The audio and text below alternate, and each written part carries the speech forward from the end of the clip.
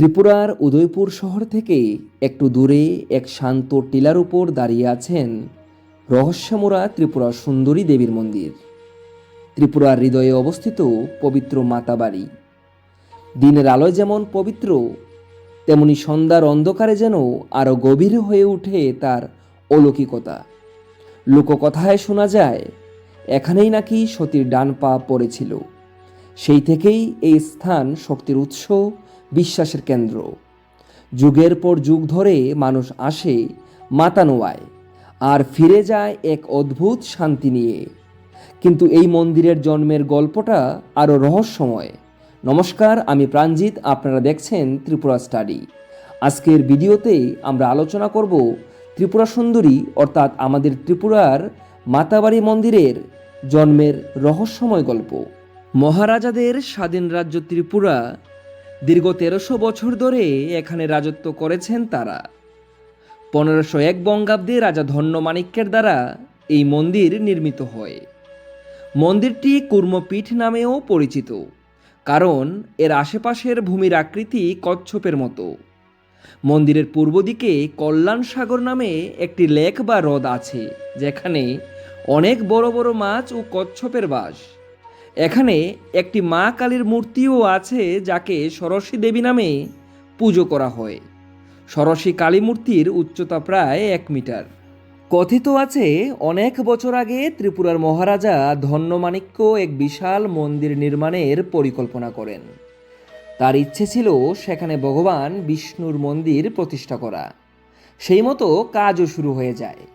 পাথরের গায়ে গায়ে গড়ে উঠতে থাকে স্বপ্নের সেই মন্দির। কিন্তু এক রাতে তিনি স্বপ্নে দেবীকে দেখেন। দেবী মহারাজকে জানান যে তিনি চট্টগ্রামের সদরঘাটে একটি বৃক্ষের মধ্যে অবস্থান করছেন এবং সেখানে মগ সম্প্রদায়ের লোকেরা তাকে পূজা করে। দেবীর নির্দেশ অনুসারে মহারাজা সেই স্থান থেকে দেবীর বিগ্রহ এনে নতুন মন্দিরে প্রতিষ্ঠা করেন। সেখান থেকেই দেবীর বিগ্রহ নিয়ে আসা হয় আমাদের ত্রিপুরায়। তারপর সেই অসমাপ্ত বিষ্ণু মন্দিরেই প্রতিষ্ঠা পেলেন মা ত্রিপুরা সুন্দরী। সেই মুহূর্ত থেকেই যেন মন্দিরে প্রাণের সঞ্চার হলো। সময়ের সঙ্গে সঙ্গে এই মন্দির হয়ে উঠল মানুষের ভরসার জায়গা। কেউ আসে দুঃখ নিয়ে, কেউ আশা নিয়ে, আর সবাই ফিরে যায় এক অদৃশ্য আশীর্বাদ নিয়ে। বিশেষ করে দীপাবলির রাতে, যখন লক্ষ লক্ষ প্রদীপের আলোয় মন্দির আলোকিত হয়, তখন মনে হয় মা নিজেই যেন আলো হয়ে নেমে এসেছেন পৃথিবীতে। হাজার হাজার মানুষের ভিড়, ঢাকের শব্দ, ধূপের গন্ধ সব মিলিয়ে এক স্বর্গীয় পরিবেশ সৃষ্টি হয় উদয়পুরের মাতাবাড়িতে। এখানকার একটি বিশেষ প্রসাদ হলো মাতাবাড়ির পেড়া, যা মায়ের পূজার অন্যতম প্রধান উপাদান। বিশ্বাস করা হয় ভারতের অন্য কোথাও এমন পেড়া পাওয়া যায় না। এমনকি কোনো বাড়িতে গরুর প্রথম দুধ হলে তা প্রথমে দেবীকে অর্পণ করার প্রথাও প্রচলিত। ধর্ম, জাত, ভেদাভেদ ভুলে মানুষ এখানে একসাথে দাঁড়ায়। পুরাণ মতে দেবীর ডান পায়ের আঙ্গুল এই পবিত্র ভূমিতে পতিত হয়েছিল।